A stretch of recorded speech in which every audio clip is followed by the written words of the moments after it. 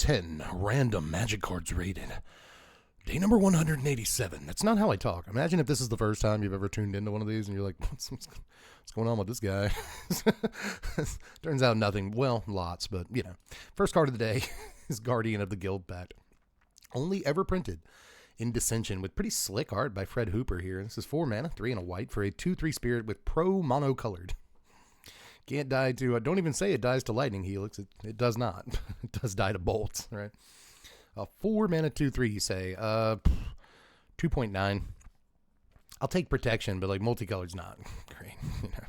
Somnophore only ever printed in Urza's Saga, but not part of the reserve list. This is 4 mana, 2 and 2 blue for a 2/2 illusion with flying. Whenever Somnophore successfully deals damage to a player, tap target creature that player controls. This creature does not untap during its controller's untap phase as long as Somnophore remains in play. That's kind of neat. That's kind of neat, especially considering it doesn't say combat damage. Huh. So you could put a Fire Whip or some other thing that turns the creature into a damage dealer, right? Tap for a damage is what Fire Whip does. I was going to say it turns the creature into a Tim, but the other day I had a commenter that was like, hey, I'm kind of new around here. I don't know what Tim is.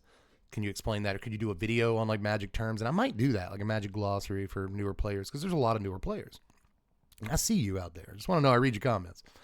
A Tim is like back in the day we had a creature called Prodigal Sorcerer. It was 3 mana for a 1/1. It taps to deal the damage to any target, right? So a creature or player back then. So we didn't have planeswalkers. So for whatever reason, 80% of references in early days of Magic the Gathering were Monty Python and the Holy Grail references.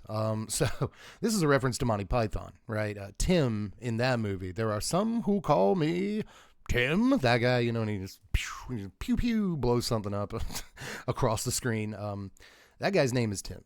And for whatever reason, we figured that Prodigal Sorcerer's nickname should be Tim. And he taps to deal a damage to any target. So creatures that can do that we now call Tims. There's the entire explanation. But yeah, all that in a roundabout way to spend way too much time on one card and say that if you put an enchantment or something on Somnophore that allows him to become a Tim, then suddenly this just taps down stuff forever. And if you can protect it, then they stay tapped down, and that seems really, really good. And yeah, if you have like an unblockability enchantment or something on it, then you know what I mean? It seems kind of a very unique card, but at the end of the day, I'm not sure how good this card actually is. A lot of talk just to get back to that. So I'll give Somnophore like a 4.1 because I think there's some fun potential here, but I don't know if it's actually like strong. You know what I mean? You want a 4 mana 2/2, go for it, Hoss. I'm not sure how it's going to work out for you. Izzet Boilerworks is up next. We've done these bounce lands before. They're actually pretty good. I've explained why lots of times. Plated Sliver from Legions is up next. One of my least favorite slivers of all time. This is a single white mana for a 1/1 sliver. All slivers get +0, +1. So it's actually a 1/2 sliver. I just don't really care about toughness bonuses, but I do like 1 mana slivers, and this is that. You need a few of those in your deck for the most part. So, you know, it's not like it's doing anything actively bad. So I'll give this a 3.9. There's just like way stronger slivers, all things considered, but you know, it's decent utility. Thundering Spineback, and only ever printed in Legions, by the way. You think they would have reprinted it by now. Thundering Spineback is up next. This is from a bunch of stuff, but originally Ixalan. Oh yeah, I remember this art. This is 7 mana, 5 and 2 green for a 5/5 dino. Other dinosaurs you control get +1/+1. That's always been hilarious to me. 7 mana Anthem effect. You can also pay 6 mana and create a 3/3 green dino creature token with trample. This probably goes in your dinosaur commander deck. It probably, right? Like you kind of need 7 drops in that deck. Like you need like 6 through 8 drops in that thing, for plenty of reasons, you know. Not only do you have a lot of ramp, but like Gishat's ability and stuff. You want to put as much power on the table as you can. This is a good way of doing it. So you don't mind the Anthem, and you don't mind the fact that it's Creature Factory. It gives you a way to spend all that excess mana, which you have a lot of in your Dinosaurs deck. So I just don't know that there's a reason not to put this in your Dinosaur Commander deck, unless there's like a few better 7-drop creatures than this in those slots, and there very well may be. But altogether, again, just like the last card, like it's a typal card, right? It's a creature type matters card, like the Legion Sliver. But plated Sliver. But, you know, is it really, is it, how much does creature type matter to you? You know what I mean? Like, do you absolutely have to have this? Like, but just like that card, it's not doing anything terrible. It's not actively bad. It's just, is it worth it? You know, altogether, again, I'll reiterate that I think it is worth it in your Dino Commander deck. So I'm going to give this card a 4. Straight up 4. Sure. Why not? Grafted Skullcap from Urza's Saga, everybody. This is 4 mana for an artifact. During your draw phase, not your draw step, during your draw phase, draw an additional card. At the beginning of each of your turns, discard your entire hand. This is actually a little better than it looks, because it looks terrible, right? Like, it seems bad. Look at 7th edition art. I don't know about this, Bradley Williams. I mean, altogether, the art is executed well, but maybe it should be on Wizards for providing the notes. You know what I mean? I'm not sure about this art. But either way, Brian Despain, always, everything in Urza Saga looks good.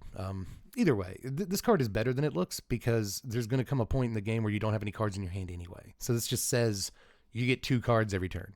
Spend them. You know what I mean? So that's actually a little more powerful than you might think. I'm going to give this a 5.1. I am, especially considering even decks that haven't worked themselves down to 0 cards by the time they play Skullcap. You know, you could want to discard those cards. You know, if you have like 3 cards in your hand, you could want to put them in your yard for whatever reason. Your yard is just, here's a tip for, I know I have new players watching this, because I just had the other one, you know, comment the other day. Your graveyard is just your second hand. It's just, those cards more or less are in your hand if you built your deck right. So discarding your hand's not as bad as it seems. That's all I'm going to say. Welder Automaton from Ether Revolt here. This is 2 mana for a 2/1 construct artifact creature. You can pay 4 mana, one of it red, to have Automaton deal 1 damage to each opponent. Why don't I hate this? You know what I mean? I think red probably has better ways of dealing direct damage, all things considered, right? You don't know if this slots into anything, but if you have infinite mana, this kills them. It's really cheap. It's like 7 cents for your infinite mana filtering kill them machine. So, you know, that's whatever.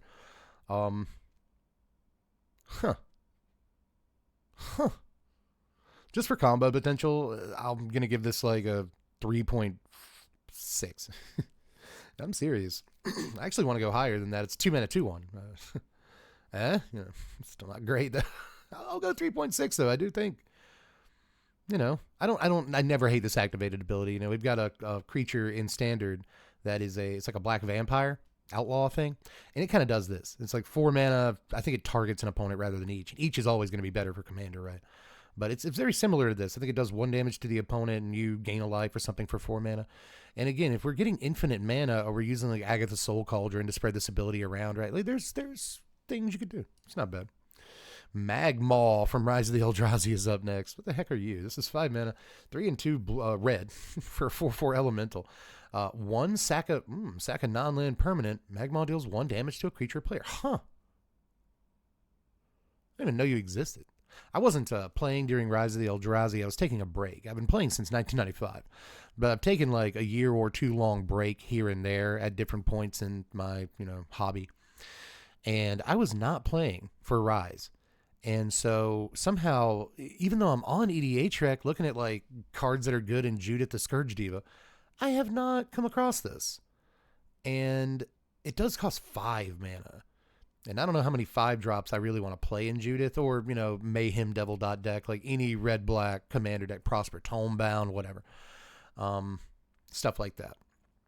I think 5 mana may be a bit much. But this is another sack outlet. And it's kind of like a Goblin Bombardment, right? Like, Bombardment is 2 mana and a free sack, so it's not really that comparable, but just like, bear with me here.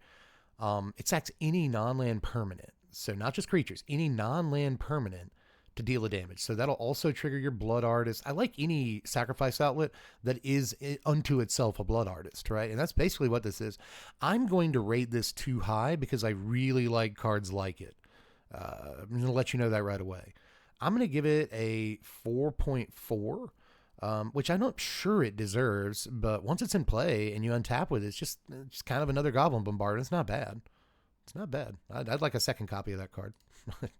Next is Titania's Boon from Urza's Saga, and only Urza's Saga, but not part of the reserve list.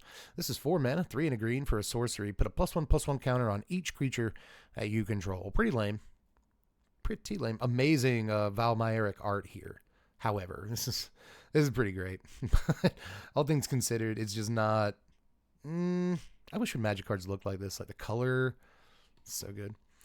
Man, it really is like comic book style, but it's still like very distinctly Magic the Gathering. You know, how do you pull that off? Good job, Val. But either way, like a 2.1, sure, somewhere around there. Rip Clan Crasher from Shards of Alara is 2 mana, a red and a green for a 2/2 human warrior with haste. That's the whole card. But back in the day, 2/2 haste for 2 mana is actually a pretty good deal. Now we see that a good bit, right? It's not what it used to be. Especially considering this is harder to cast than a lot of the red creatures we see that are just like 2 mana, 2/2 haste now. So kind of lost some of its luster, but back in the day it was okay. I'll give this, and it's still like fine. What do you give a 2 mana, 2/2 haste? Especially one that's difficult to cast. 3.8. Somewhere in there. Final card of the day, everybody. Are we ready? It's Wild Field Scarecrow from Shadows over Innistrad. This is 3 mana for a 1/4 artifact creature that's also a Scarecrow. It has Defender.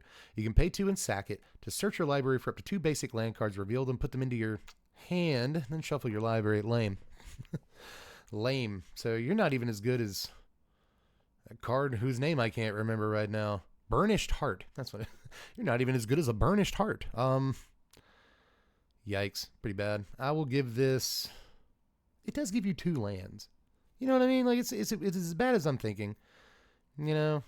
I mean, it's not like Sakura Tribe Elder or whatever, but like it does put 2 lands in your hand. It draws you 2 cards. You're like, I don't know. Even in decks that wanted to, like Landfall, are you playing Wildfield Scarecrow? No. You know? So 3.2, you know. Maybe I'm underestimating it. It just doesn't seem super great to me. But that is it for today. Join me if you would. You don't have to, but you know, I'd like it.